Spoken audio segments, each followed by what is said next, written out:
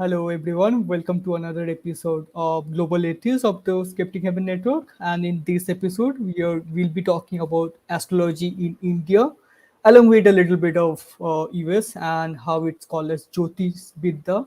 That's the Indian term. And we have a few guests, and let's see how it goes. Oh, I think.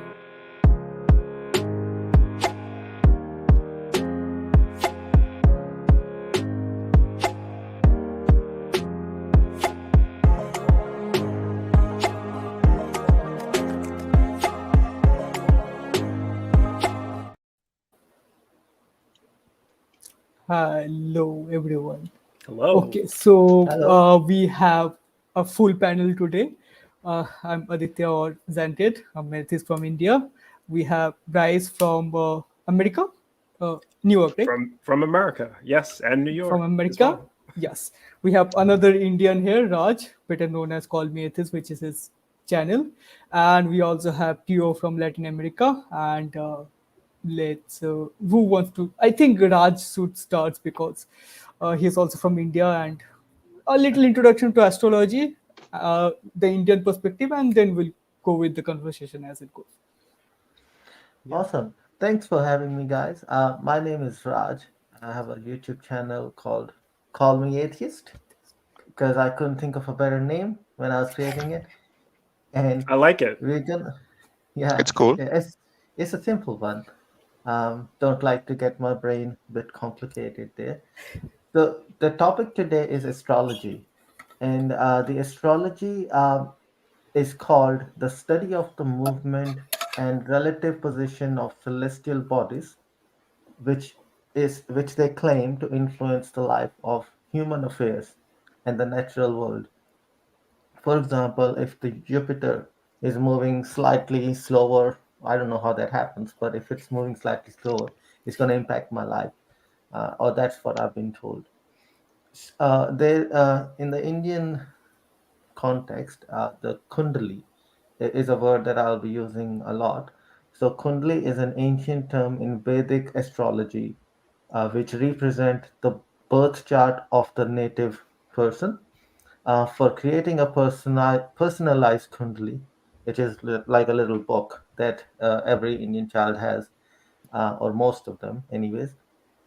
For creating a personalized Kundali, they require date of birth, the birthplace, and the exact time of when the child is born. So they can go to a pandit, or in this case, it's called a Jyotish. So the guy who studies the movement of stars and planets, and in his mind, not in reality. And all the details when you give it to that person, he should do a proper analysis, and then it makes a little book which is like, I don't know, 10, 12 pages long. Sometimes it's like 20 pages or something, and it should tell how this child gonna behave, react, what is he gonna do in the future, which sort of a person he's gonna marry. This is all decided within 1 or 2 days of a child's birth. uh, so yeah, it's just putting yourself in a little box and then thinking, and everybody's been told like you can go and do this. And yeah, this is how astrology works when you're born without you even realizing it, of course. Yes, and it's correct. And this Kundli thing is a bit of a Hindu thing, so it's not like it's not something that non-Hindus do. It's a more of a Hindu family thing. Although astrology is prevalent in India amidst all religions, like it's like you can have Muslims, Christians believe in this pseudoscience as well. But the Kundli thing is something that is limited to Hindus. I also had one. I never got to see it. My mother kind of shived it away because she was not happy with the Pandit. The Kundli is supposed to be about your entire life, but for some reason, the Pandit, whoever did mine, did it for half of the life, and there's a little bit of that. I'm not very sure about it. And Supreme Scientist asks about how most astrologers define the word astrology. It's a bit complicated. Like they don't exactly define it that well. It's more about see the movement of stars. It's mostly the constellations which we know as Cancer, Taurus, etc., and the position of those planets in our solar system, Venus, Mars, etc., and which part is kind of drawn from astronomy. Like if you, there's another thing, we also have a book called Punjika. It's about the movement, the general movement, not the kundli is personalized. It's about the person's life of the person whose kundli is being made, while Punjika is the overall movements and the different, there are different bars we call, like, soup, something soup. Then if there's a solar eclipse or lunar eclipse coming, when the moon is going to be a full moon, half moon, those kind of things, there are different periods with different names. Those are described in the Punjika. The Punjika draws calculations through astronomy. Hence, if you look at the book, you'll find that the dates, the times, and those stuff are almost accurate. And that is something the believers, the people who believe in astrology, the people who benefit from astrology financially and other stuff, use that to push astrology as an actual science, which it is not. It just draws the calculations from astronomy, which is an actual science. So it's Right.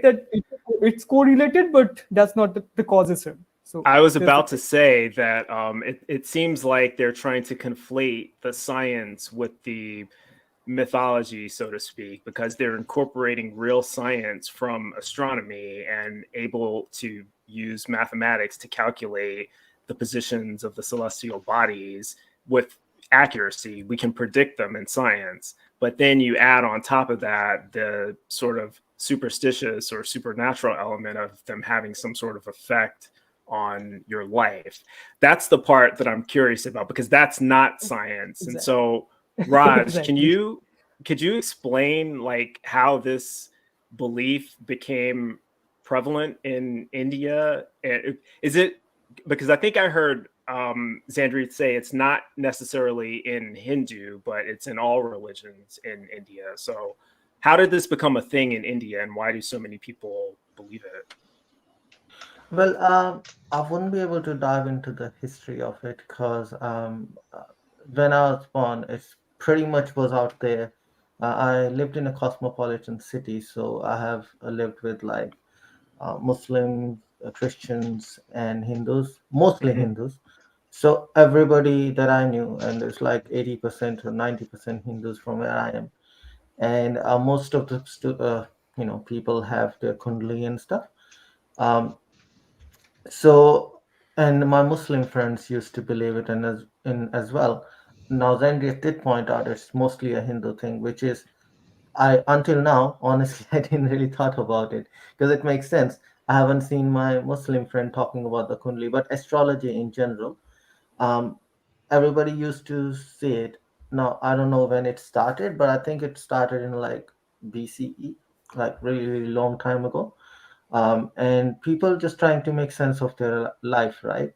So they saw like when the positions change or whoever was doing a bit of astronomy at that time, seasons change, right? There is spring season, there is some other season and all that, mostly summer in India. So they observed that things change, like in the summer it's hot, in winter it's cold and all that stuff. And then they kind of added and built upon that knowledge. And if the knowledge is built on not a concrete base, then it doesn't go well. And it's mostly gives you happiness. Like imagine you're going through tough times and your child is born, and then you see the kundali of the child or astrological chart of that child, and the pandit, or you can call it a priest, he says that this child is going to be good because it's born when Jupiter is in this place and Saturn is in this place. We have Hindi names for the planet. And then when he grows up, he's going to make a lot of money. So people want to believe in that stuff because that'll help them elevate from the poverty.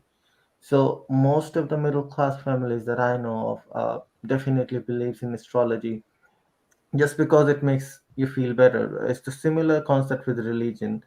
You think it makes you feel better even though it's not. and it has a lot of religious connotations as well. So, for example, Kundali or astrology in Hinduism, it helps to match your bride and groom as well. When people in India, you're aware that there's a concept of arranged marriage, right? Yeah, You I've don't heard of choose that. your part. Yeah, you don't choose your partner. Your parents do, and then your parents say this is the girl or a guy that you're going to marry. Let's discuss, but you don't really have much choice.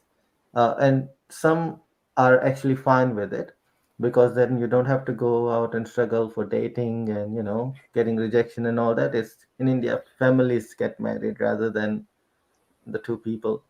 Mm. So if a bride and a groom want to get married, uh, they both go to the pandit. Like they talk to each other, but the main thing is they both take their kundalis or that book when it's made when they are children, and they try to match the 36 properties or most of the properties. There is a thing called 36 properties, or gun is the Hindi word for it. And then the maximum properties that are matched between bride and groom, say 31 out of 36 is matched, then it's a good match. And then they compare it. This is a very important process in an arranged marriage. The most properties match, then they can be married and they'll stay together. Um, because this ancient matchmaking process for Indian bride and groom was introduced probably to give some sort of certainty because two people don't really know each other, and when they are matching that, it gives them some sort of guidance that it is okay to get married, because it's very hard to live with another person that you never really met and seen, and introducing the celestial objects in it, and false hope some sort of that they'll be fine because their book has matched. I think this could be the reason. The other religions admit to it, because if you see the newspaper, horoscope is a very big thing, which is also taking into account the zodiac signs based on the similar principle when you're born, and which time and all that. So there's a general statements in horoscope, and when you read it, it makes you feel better. Oh, your day is going to be good. If you, I don't know, wear a yellow underwear, then it'll be better. So something like this helps people relax. There's a lot of competition. There is a lot of competitiveness in India, and anything that makes you feel good, people cling to it and don't want to let it go. uh, I think that's why astrology is still very prevalent, although it's never been proven to be true. Right. Yeah, I guess that can be said about every type of all those practices around the world. I remember the astrology in here is kind of similar. They just tell you, no, you were born in this year, so you're supposed to behave in this way. And when you ask them, yeah, how does the position of stars, that is just a random way, how they are very, very far away from us and not making any shape, are going to affect us? I have received answers such as, "Oh, do you know how the moon can affect the waves on the Earth? Of course, if they can move the whole ocean, they are going to move you and your body that is 70% water." And it's like, I don't think that it works that way, but Hey whatever that Teo, works. is astrology really common? Is it popular in Latin America? Sadly, yes. Every single newspaper that you get, either if you pay for it or it's for free, it has the astrology section in the back. I always argue with people. It's like, dude, there are only 12 of those things, and how many million people are there in this country? Imagine if there are, I don't know, let's say 12 million people. Does it mean that there are 1 million people living the same day that is being described in here?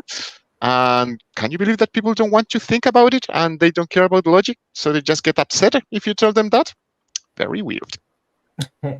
Yeah, I have my own story with astrology, but before I start doing personal, did you want to read the question in the we have a question, Xander. I guess I can Ooh. go ahead and do it. The question is from Supreme Scientist.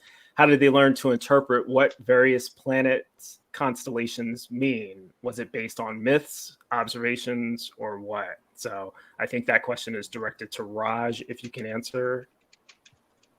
Oh, that's a very interesting question. How can they interpret those things? Um, I honestly don't know. I think there's partial truth to it, like you observe a moon, and then at that time, people were smart enough to observe that there were few planets. I don't know all of the planets, but they did see some celestial round objects going around Earth or observed them. I mean, you can see a lot of stars in the night sky, right? And then, as I said, they want to cling on to something nice. At that, in the old ancient India, even though the life was, they say it's good because ancient, everybody wants to go back to ancient India, or that's the drive by the current government at least. They want to cling into something nice, and I think partially astronomy. You can see the objects, and then you can tell, look, there are objects, and they can see some effects, like change of weather patterns and stuff. Not saying it is due to the stars, but one and they put two and two together forcefully, and that's when they must have decided, like, this is the way it is. And plus, a lot of the priests and stuff, you have to see that they were God believing people, and they preached on the God. So everybody just had a blind faith towards them, so whatever they say goes. And so they have something to do. Otherwise, if you keep preaching about the God, you don't have any sort of a job. But this is an unofficial job that you get paid a tons of money, or respect in those days. So Yeah. people used to do that, and you make some stuff up, sell it in the market. And I mean, I'm talking in current terms, but this was the concept. People just make some stuff up, sell it, and sell the knowledge, as they call it, the knowledge. And it all comes down to people feeling nice. People wanted something to cling on to, and I think that's what caused astrology to be really, really big in India.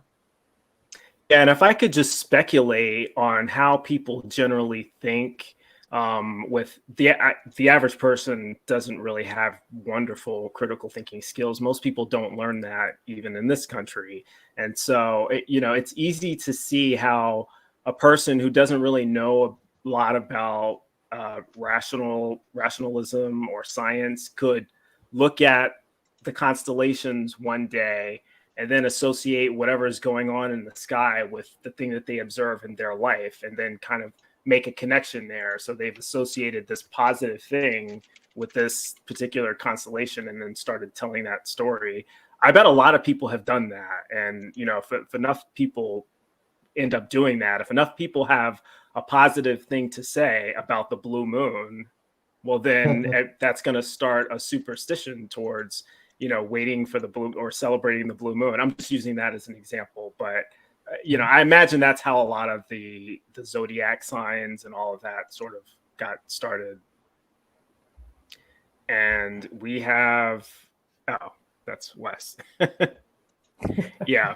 The force but is he's strong. right. I'm from New York, and I didn't really grow up in a super religious household, although we were Christians. But astrology was, strangely enough, also kind of a thing. In this country, it's a little bit more, it's usually for entertainment purposes, although some people do really buy into it.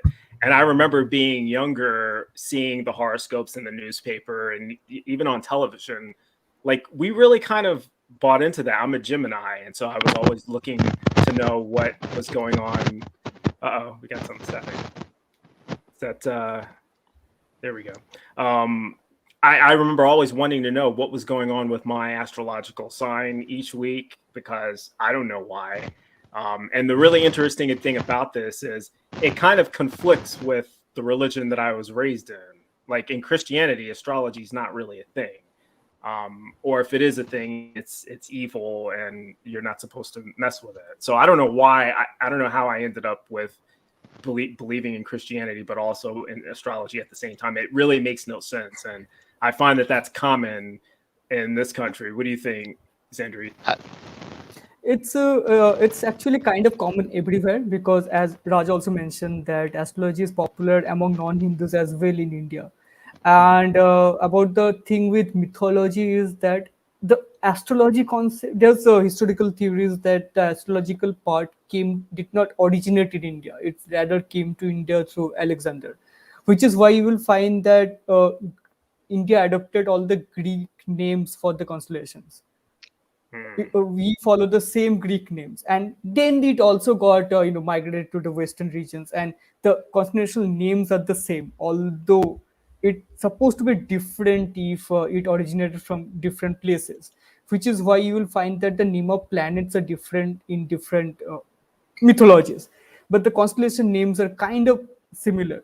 So there's a historical theory there, and once it comes into a culture very early on, because Alexander's time is still BC, it's quite a few thousand years back, and so now it's just part of this culture as well. And what happens is, uh, wait, what was I saying? Just a second. Yeah. So what happens is astrology. There's one more thing. People also kind of people need some certainty, and the entertainment part is also applicable here. Like average people, like even if you look at the people who believe in astrology or believe in religion and stuff like that, even in India, average people for throughout most of their life don't care a lot. It's mostly when it comes to some important time of their life, let's say they're going through some bad period, that's when they get serious and go to some kind of astrological counselor or some pandit and wear some kind of ornament related to that. Oh, India also have a gemstone thing. Like gems are pretty popular everywhere, but there's a astrology and gems connection here. Like some gems are connected to some planet, and there's some pseudoscience behind that. That if you have this problem, then this gem can solve it and stuff like that. And I like you that want you some. called it. I like that you called it pseudoscience. Yeah, it is a Wes pseudoscience. Wes has some interesting statistics that he was able to pull up from YouGov. It looks like a quarter of American, actually over a quarter, 27% of Americans, including 37% of adults under 30 in the United States, believe in astrology. I guess that stat is not really surprising to me. It's just kind of sad, you know. Oh yeah, it's not surprising at all. Look, No. people, you guys voted Trump as a president, so it's not a surprising stat at all. Yeah, it's mind-boggling to me because it shouldn't be like that in a country that Yeah. supposedly embraces science and is What are you talking about? Have you seen the huge amount of I kind of don't agree with anti-science in that there? wishful I thought you thinking, said I you're in guess. America. Yeah, Yeah. Are you sure you're talking about America? I'm I- just asking.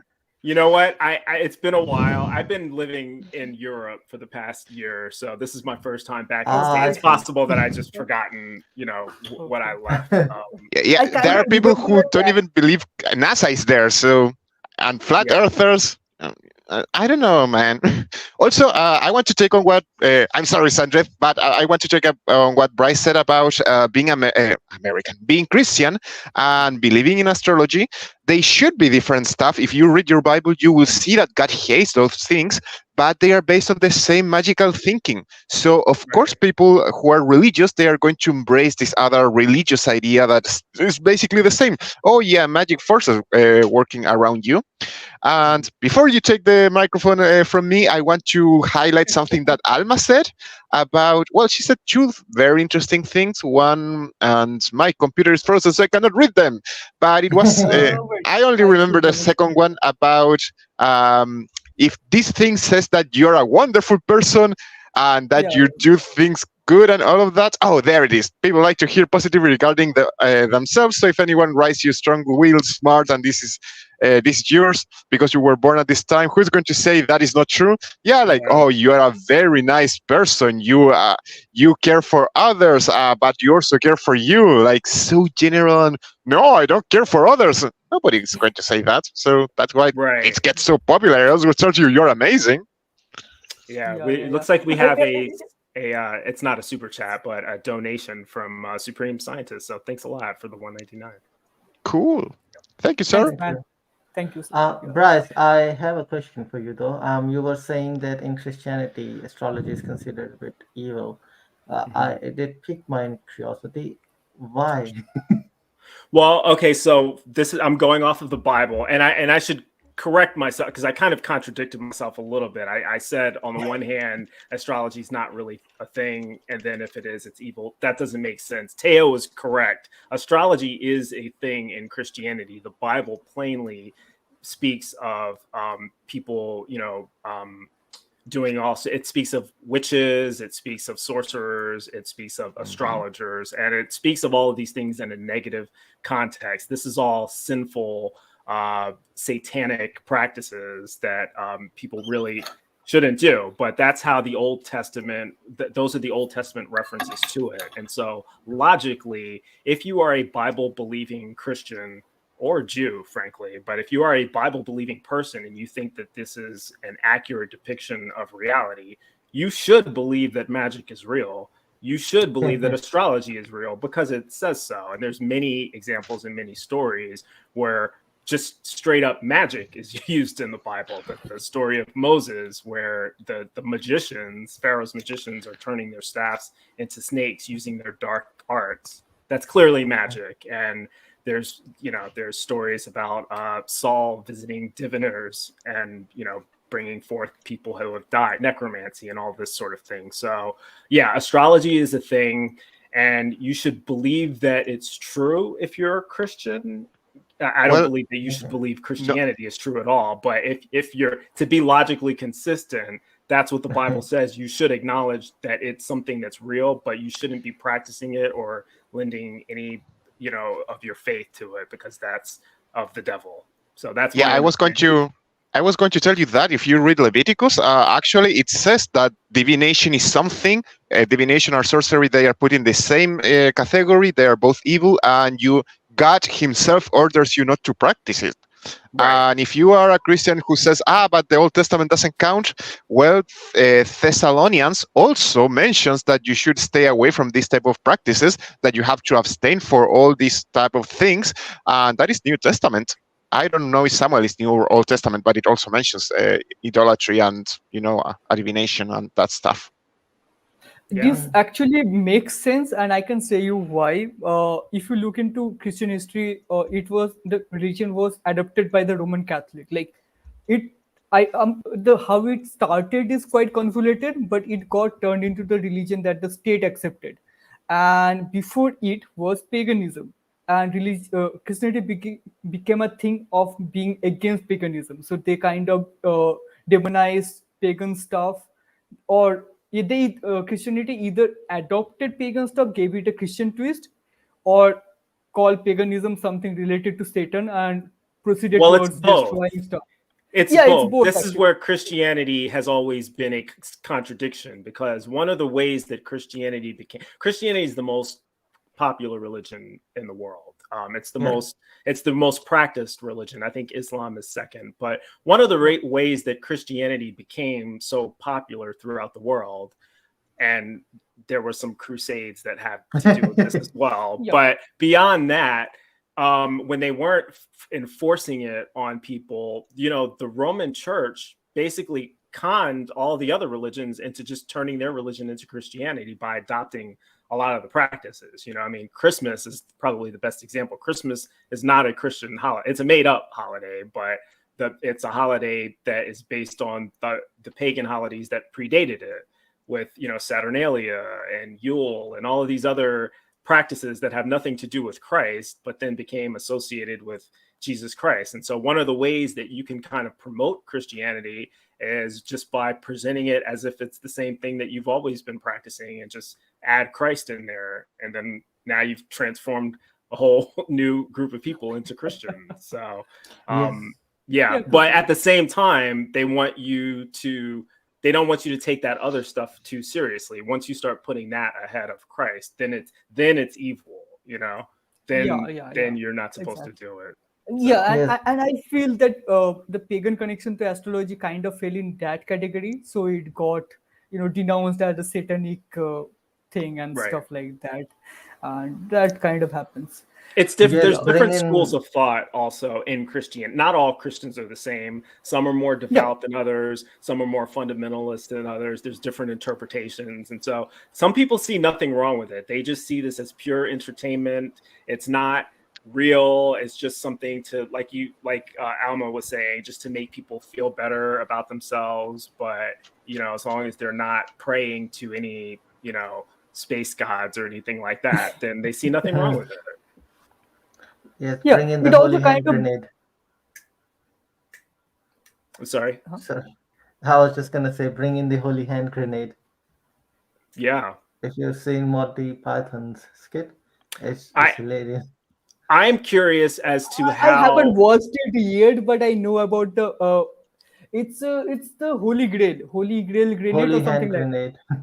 Holy hand grenade, okay, yeah. I was a kid when I saw that, I think. So I'm not I'm not a huge fan of that series. I know I don't mean to upset a lot of other people, but I never really... I haven't watched it yet, but the stuff I know about it is really hilarious. So I kind of want to watch it someday. Yeah, don't feel bad, guys. Don't feel bad about it, Bryce. There are bad atheists. I'm curious as to how other religions incorporate astrology. Like in Hinduism, for example, is it okay to believe in astrology and like to practice Hinduism and also astrology at the same time? Is that frowned upon anywhere in the religious texts? Or because I've talked about how Christianity says you shouldn't do this, but people do it anyway. So how is it treated in Hinduism or in Islam, if any of you know that? I have a feeling that Islam might be against it in some form, because Islam also has a thing about refuting other stuff that existed before it. And astrology isn't something that explicit part of Islam, other than the lunar calendar thing.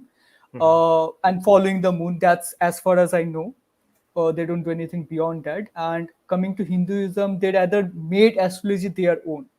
I'm very sure, because with the Greek heritage and those connections, astrology is not something that Hinduism created, but now it's almost accepted as part of Hinduism itself, as if like it is something that came out of Hinduism, not something that came into Hinduism. So it's not that you are following Hinduism or astrology, you are following astrology as part of Hinduism. So there's that. And then, in fact, various mythology also evolved around it. For example, various religion explains the lunar eclipse in various ways. Hinduism has a very funny mythology with that. There's a demon called Rahu, and Rahu. And there's one of the main trilogy gods, it's Vishnu, and Rahu kind of torments people and stuff. Rahu wants to eat the moon for some reason. There was some kind of evil reason behind it. I don't remember it. And Hanuman also ate the sun, so it's not big deal. Moon is a bit smaller than that. So Rahu wants to... I will get to that. Don't worry, I'll go there. Rahu wants to eat the moon. Vishnu has to stop it. Vishnu chops his head off, but Rahu still wants to eat the moon. So Rahu eats the moon, but since his head is chopped off, the moon comes out through his throat and is out again. So that's how Hindu version of explaining lunar eclipses. So there's moon, full moon, Rahu eats it, lunar eclipse, it comes out the throat because his throat is cut out, and the moon is back. So don't people who believe in this, don't they have a problem with the fact that we can predict solar eclipses and lunar eclipses with a strong degree of accuracy using science? I mean, if we know exactly when they're going to happen and where you're going to be able to see it, and it's more visible in some places and not other places, if people understand this, how do they maintain?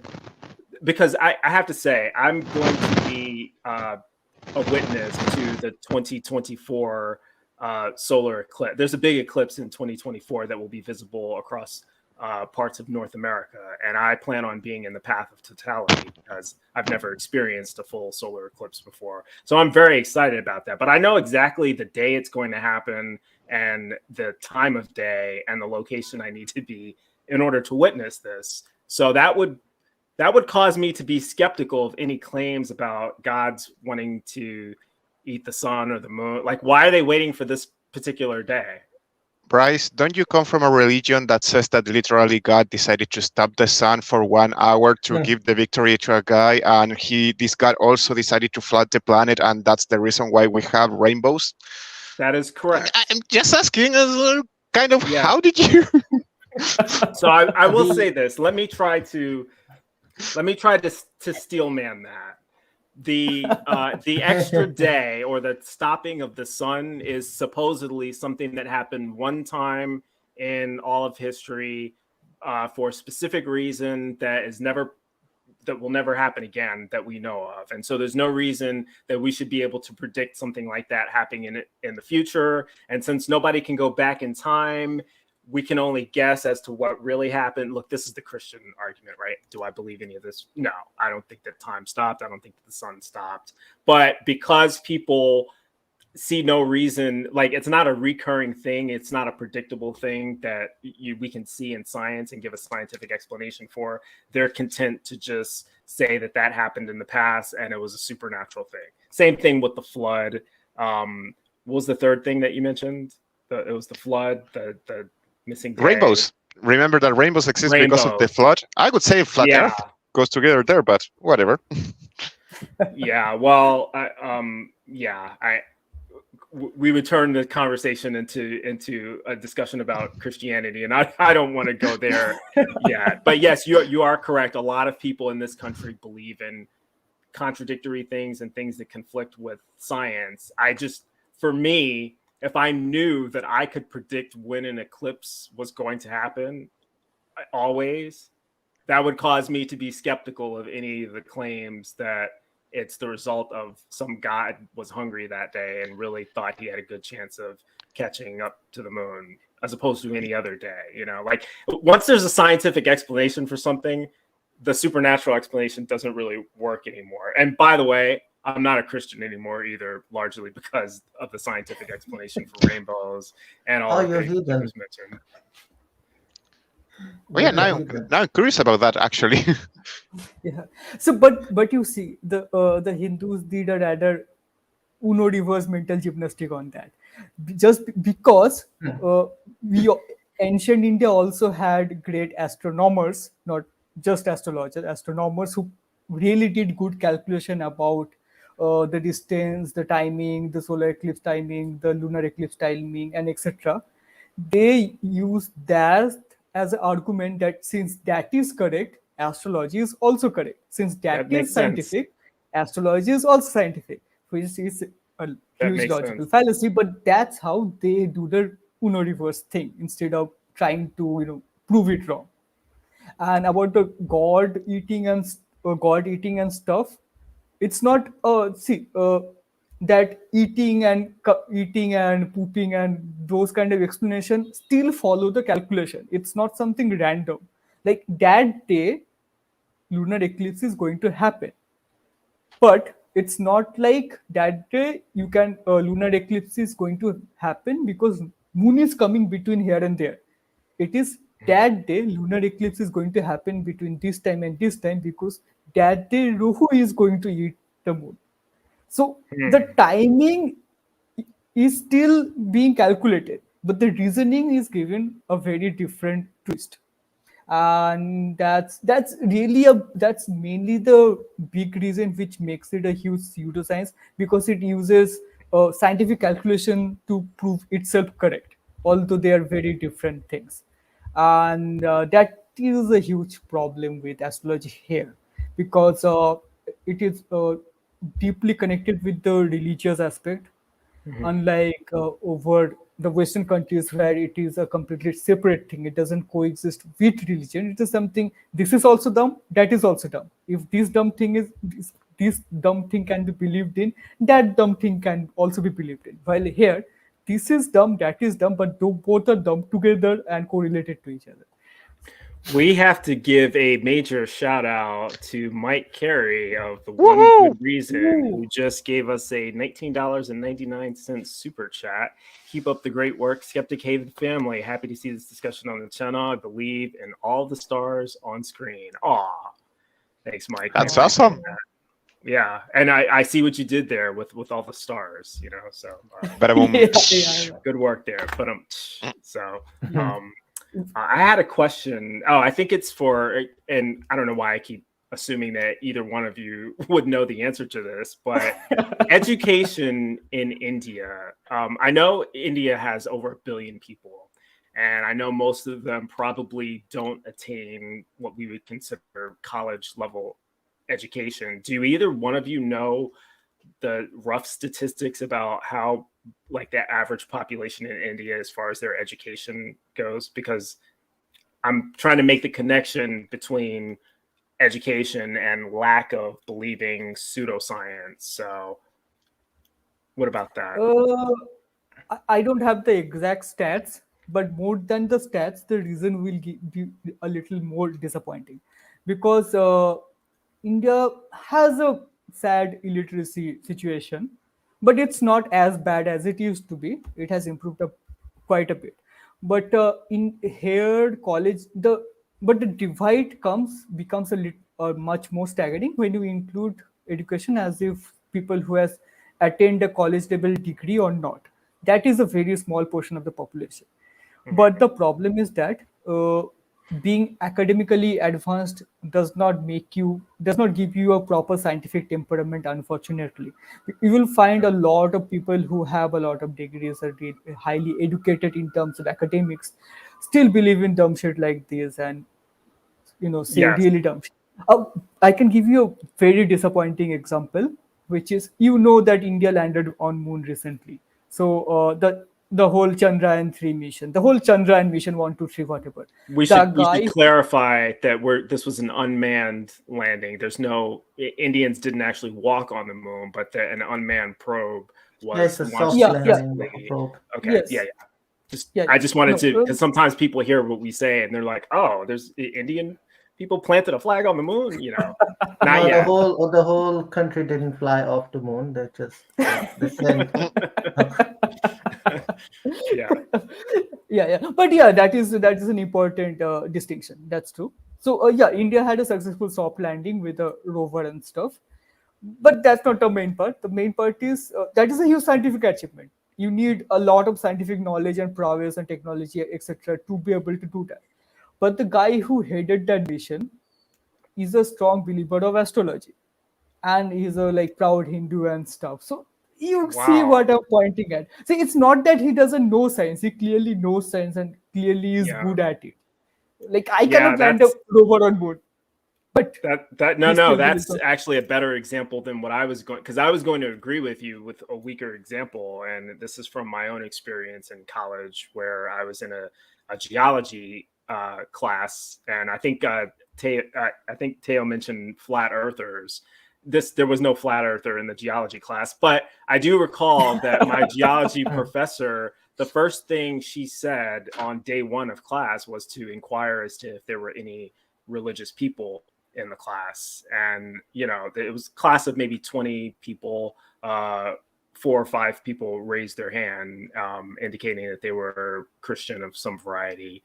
And the reason that the question was important is because the curriculum was going to cover material that contradicted the Bible. And so this is a problem with some people. They needed to know the scientifically correct answer in terms of how old the Earth was, and all of this sort of thing.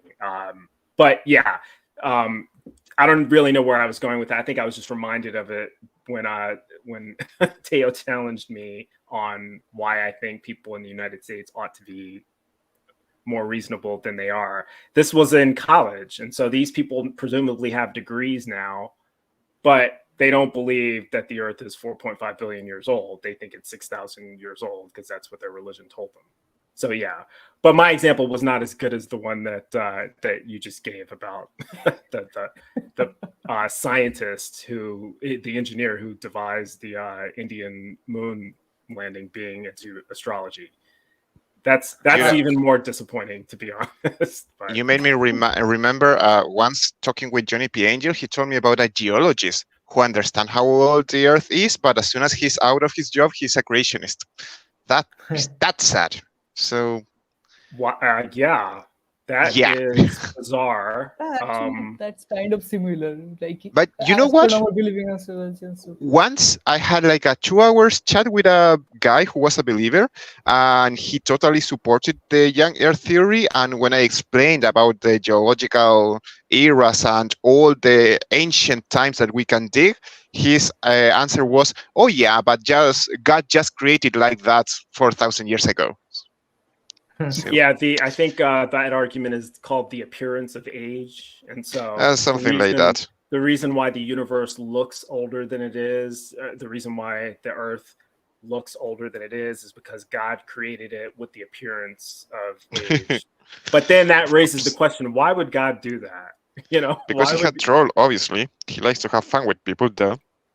Yeah, why? Well, it would be God deceiving us, you know, because he's giving us information that's wrong. If science is correct, and there's a passage. It's not God deceiving us. It's God testing us.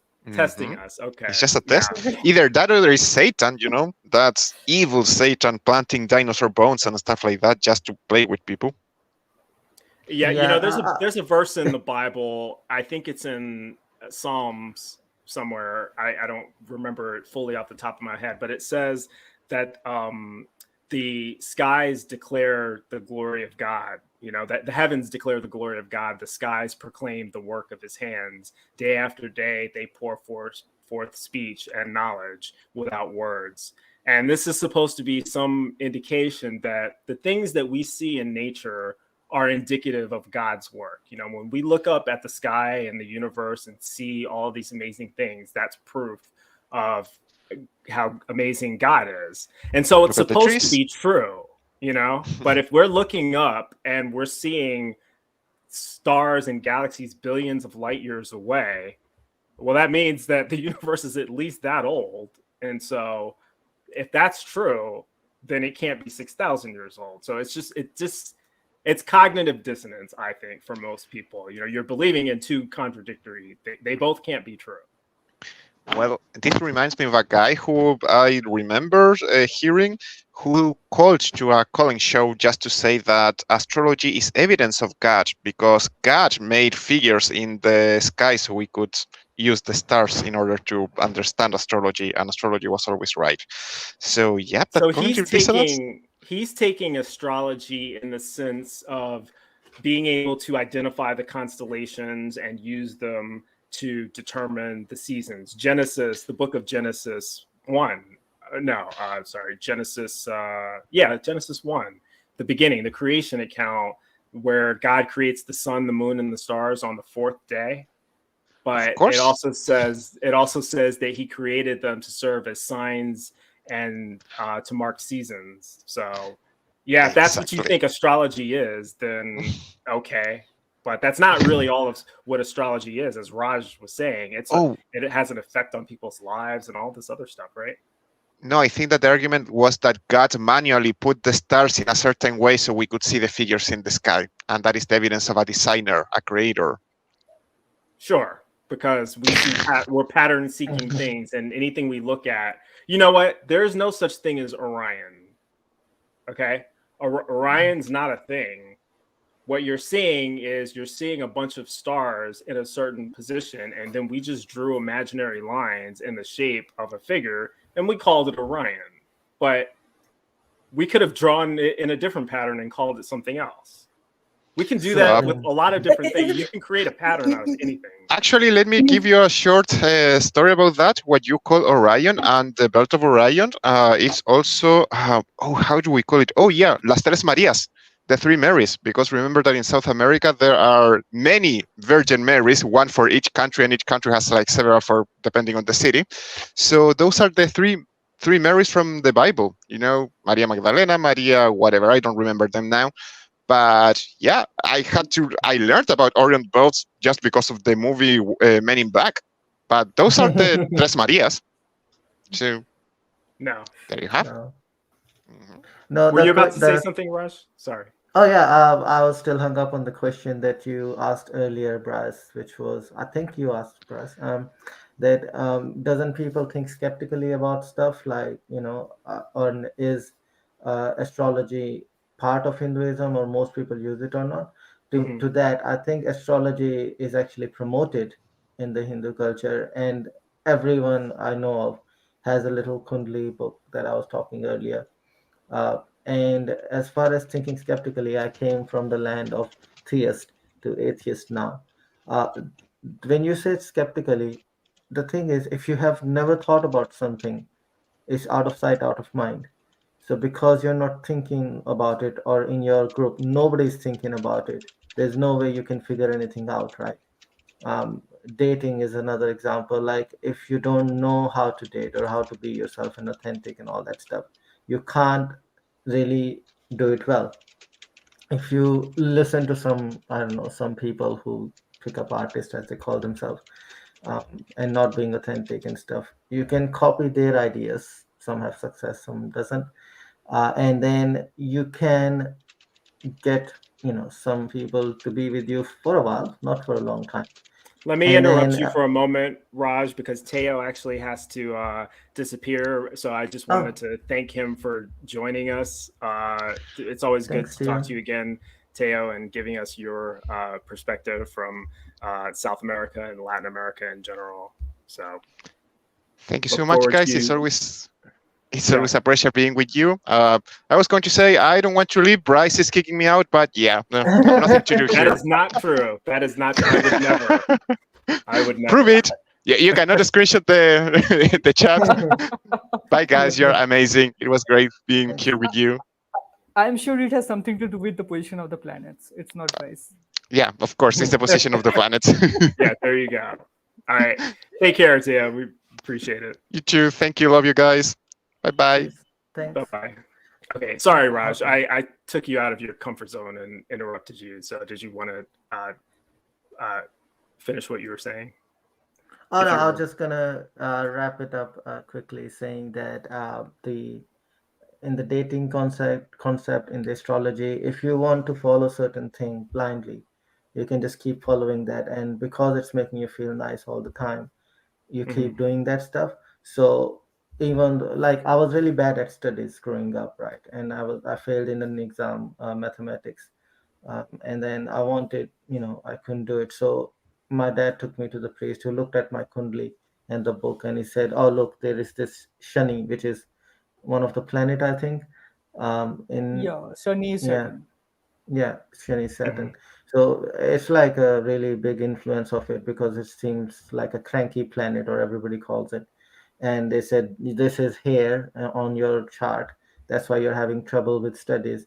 So it's basically when you're writing something, you know the answer, but you can't write it with your and on the paper. And then he suggested me that I should get a roti, which is Indian bread, and then wrap lentils in it. And then you should feed the cow with the right hand because it's going to unblock your right hand, so you'll be able to put your thoughts onto paper. I did clear the exam, so it kind of put, you were given this knowledge, and then you believed it because it kind of worked. Not to mention that I have been studying the same subject for like 3 times now because I've failed in it a few times. But and then that's what it is. People build on that knowledge. My brother had some issues, and then he went to the same astrologers, but his issues weren't resolved. But that's again the thing because they always start with like it's 70% right or 80% right.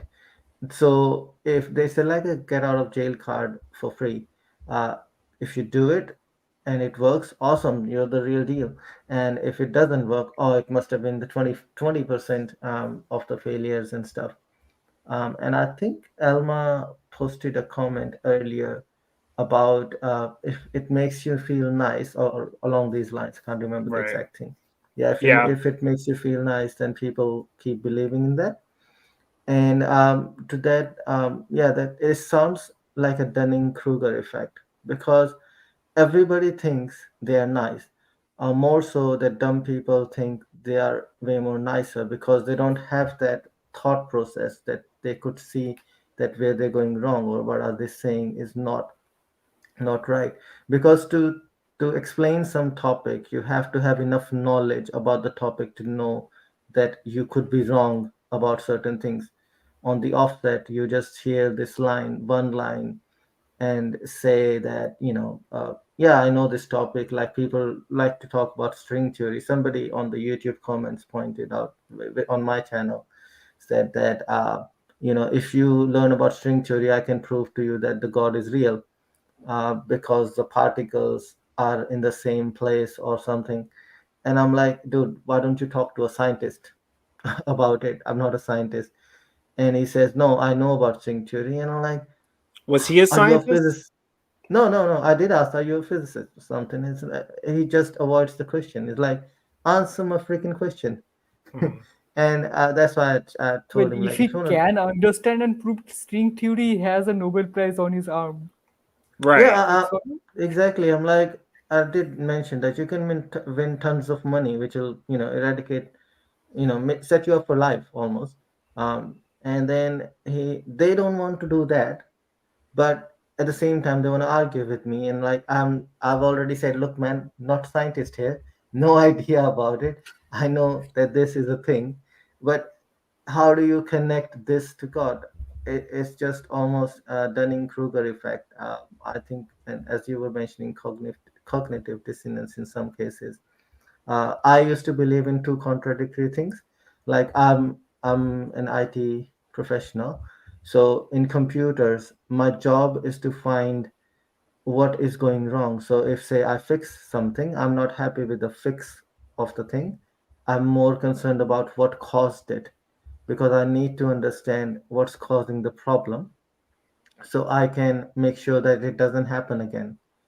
But when I was religious, I never really thought critically about that religious stuff because when you brought up, you never think about it, and you're thinking critically about it is frowned upon. And you know how Yeah. children want to impress their parents and elders, and they want to be nice all the time. So you never really think critically about it. When I was in a conversion phase of from theism to atheism, it was really hard to think about the God stuff. So, Well, that religion, this is something that's common in all, well, I can't say all, but in all of the common religions, the ones I'm familiar with, and in pretty much, it doesn't matter where you're from, religion teaches you what to believe. It doesn't teach you how to think. You know, you have to actually, in order to learn thinking, you have to learn philosophy and psychology, sociology, history, but critical thinking in particular. And most people never learn that. If you haven't been formally trained on it and you haven't sought out things outside of your own religious perspective, you may never know that. The average person, there's how many billion people? 8 billion people almost. Most of them don't have critical thinking skills, and that's why a lot of these beliefs have continued. But we're coming up on the end, Xandrieth. I think it's about time for me to give a shout out to some of the Patreons, isn't it? So I'd like to thank, it looks like Sammy Davis Jr. Hang on, let me go to my list from earlier because there we go. So Sydney Davis Jr. So that I apologize for screwing that up. We've got Eric Ozols, I think I'm pronouncing that right. Rion, Deneen Murphy, Dan D, Michael Wiseman, Kathy Cotton, Cindy Plaza, Sunny Shell, Aaron Coalson, Phil Calderone, and Amanda I'm not sure if it's McLeod or McLeod. I recognized everyone else's name, but that's new. But guys, we appreciate your support, your continued support for making this channel as great as it is. And yeah, I appreciate Raj for coming on. Xandrieth, you want to close us out? How do you feel about your astrological sign today? Have the stars lined up for you? I don't follow the stars exactly, but yeah, we can I talk was about joking. that. Yeah, I was I know, but I do like when I don't exactly follow it, but if let's say I have a glance at a newspaper or something, and horoscope somehow comes up, I kind of check my stuff still just for fun. Like I'm a Virgo, so I kind of just for fun, I kind of check it out. It's just fun, and I kind I of check used out to. other stuff as well. Yeah, so I don't seek it, but it comes up. I just check it because it's fun. And the thing with the constellation and the whole horoscope and astrology stuff, it's just finding patterns forcefully, because I will have to bring it up. I think. Oh, I can share screen.